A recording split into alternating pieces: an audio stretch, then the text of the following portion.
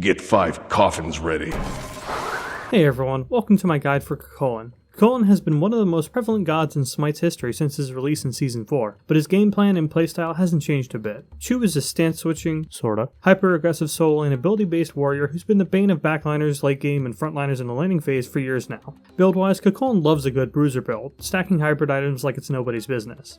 He also likes on-hit items too, since he's a stance switcher, but those which are actually applicable to him are few and far between. Going full tank doesn't feel horrendous, but you definitely need 2 or 3 items with power on them to feel useful. Relics-wise, Chu is one of the most diverse. Blink in my opinion is a must-buy on him, but your second relic can be whatever you or your team needs. A shell, a sprint, a horrific, a thorns for those pesky hunters, it's up to your discretion, but none of those relics feel bad on him. As for Chu's stance switching, well, I'll get to it more once I've covered his base form. Let's start small with his rage meter. Chulainn doesn't use mana whatsoever, and excess mana from items is converted to health. Then excess MP5 is converted to HP5. And finally, mana regen from things like blue buff and mana potions are also converted to health regen, all reduced to 20% of their original values. The whole mana conversion thing is neat, but the value isn't high enough to really warrant going into any mana-based items over a regular item because of it. It's just a nice little extra thing. And mana pots?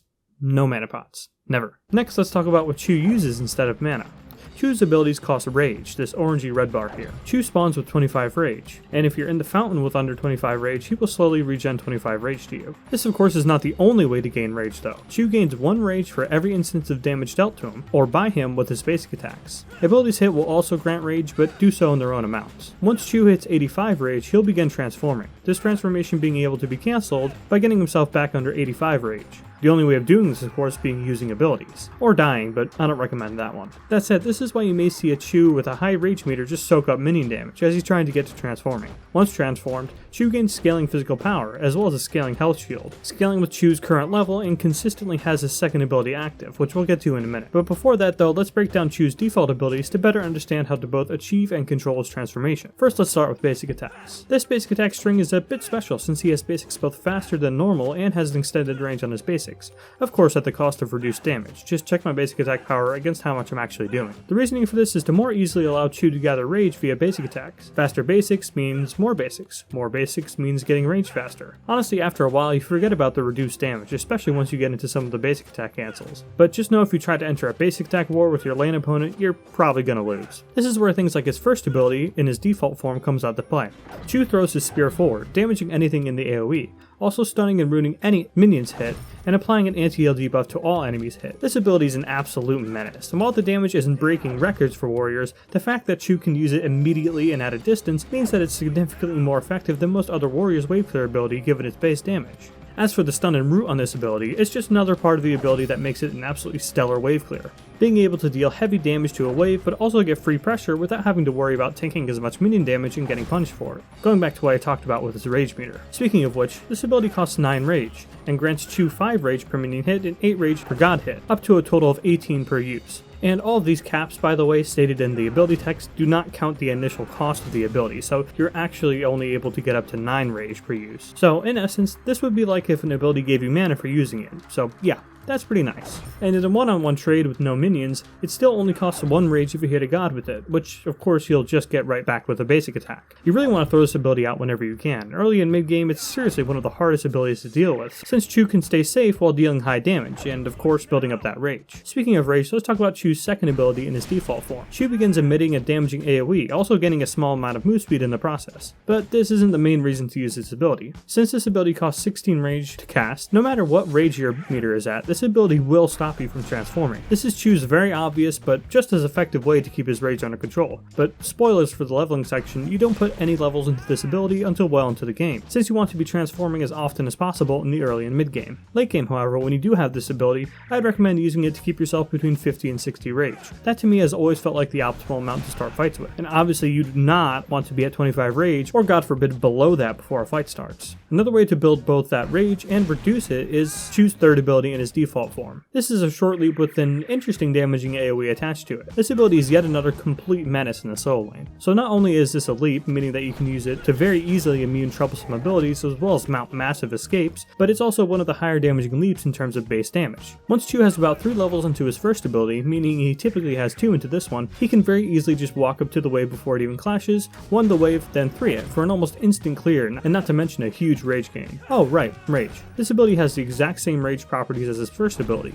Costs 9 to cast, grants 8 rage per god hit, and 5 rage per minion hit, and the same cap of 18 rage per cast. But in this sense, it also works as a great disengage tool, since if you're about to make a bad transformation, you can easily get out of a fight while stopping the transformation all in one fell swoop. The opposite of this works too though. Leap in while you're transforming for a bit of damage, but most of all get right up in people's faces. Another great thing to use in people's faces though is Chu's ultimate in his default form. Chu becomes CC immune and performs a massive damaging circle AoE around him, damaging and knocking up all enemies hit. This ability is devastating and is the main reason why I feel Blink is a must on him. It's good at just about everything you'd think it'd be. It's hard to write for because it does just about everything you'd want it to, especially considering that this is default Chu's only form of CC against gods. Great for raw damage, engage, peel, disengage, and of course massive rage gain. This ability costs a whopping 14 rage, but gains 10 rage per minion hit and a massive 26 rage per god hit, capping this time at 36 rage gained. So yeah, if the enemy laner tries to punish you for grabbing the wave, all you have to do is whip this ability out and you have a guaranteed transformation. And again, when you hit that engage with this ability, you'll pretty much immediately be transforming. Hence why I said 50 to 60 rage is a sweet spot for Chu. Now finally, let's get to Chu's transformed state. As I mentioned earlier, Chu now has more physical power and a small health shield, this form lasting for 20 seconds and making his abilities cause 0 rage to use. But that's not all though. He still has that extended range on his basic attacks, but now the damage is increased and the attacks slow down a bit, but the speed is certainly less noticeable than the massive damage. Chu's first ability has the same damage and AoE as his default move, but this time around roots all enemies hit, including gods. This ability is used mostly the same as his default first ability, but the way Chu plays in his transformed state is different. You do still want to use this ability on the wave, but it's not uncommon to see a transformed Chu just run at the enemy lane opponent with the threat of this ability over their head, as his 2 ticks down the wave. Oh yeah, while transformed, Chu has his second ability active 100% of the time, even if he doesn't even have a level in it. So that means that while transformed, Chu is emitting a small damaging AoE, but most importantly has increased movement speed, making his aggression in this mode go from encouraged to necessary. This also makes literally everything in his kit easier to land, since you can cast them while moving, most notably his first ability. That said, it's still great for catching up to people for your third ability. This ability is the one most changed while transformed. Chu dashes forward quickly, pushing back and stunning all enemies hit by this ability. So again, the opposite of Chu's default mode, with a heavy CC and damage setting you up perfectly for aggression. Of course, it is a bit risky just to use this ability aggressively, so it's not a terrible idea just to use your first ability and ultimate in this mode and save your dash for escapes or just as a gap closer. But for me, smushing the wave together and pounding it with his first ability, then being aggressive with basic attacks and his ultimate from there has always worked for me. Chu's ultimate in his transformed mode is another AoE around him, dealing the same damage, and instead of knocking up is a short tremble. Trembles, if you don't know, make the enemy sidestep randomly beyond their control, even if they're not moving when they're hit by it. So hardly a massive AoE knockup, but still hard CC nonetheless. Plus, it has a very low cooldown of only 35 seconds. So all in all, this is the simplest of the bunch here. Clip enemies with the edge of it, use it on waves as you're about to de-transform, and of course if you're in an applicable matchup, saving it during a trade to CC immune a key ability. Since remember, in this mode you don't have that leap anymore to immune things. So now that we've covered Chu's abilities, let's get into some combos.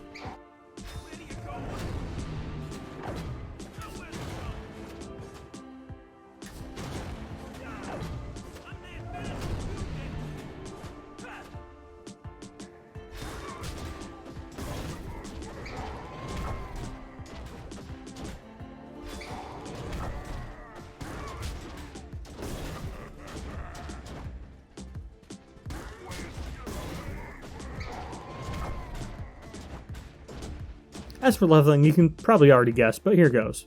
You want to have your 1 at level 1, your 3 at level 2, then you level between those until you're required to put levels on tier 2, and leveling the ult whenever you can. Chu has some similarities to Chulainn, where their unique mechanics make them seem very daunting to someone who's new to the character. But a lot like Chulainn, the rest of Chu's kit is so simple that it's really easy to pick up and play him, despite having mechanics that are exclusive to him. This is amplified by the fact that you don't really have to worry about managing your transformation for a majority of the game, as you want to be transforming as much as possible during laning or in mid-game skirmishes. And even so, most of the time managing a transformation is as simple as activating your 2 and keeping yourself between 50 and 60 rage. He really is that simple, and there's no need to overthink him. There are certainly lanes where he gets shut down in, particularly against some ranged squishies who can just one-shot the wave and ignore him. But Chu can always assert dominance while transformed. That said, of course, fall too far behind or get against a fed ADC or any basic attack-based character really, and you're gonna feel the pain. Even so, his default ultimate is still one of the best abilities in the game, as well as his transform mode, being a crowd control machine through and through, means that he's never completely out of it, even if it may feel like it sometimes. That's all I have on Chu for now though.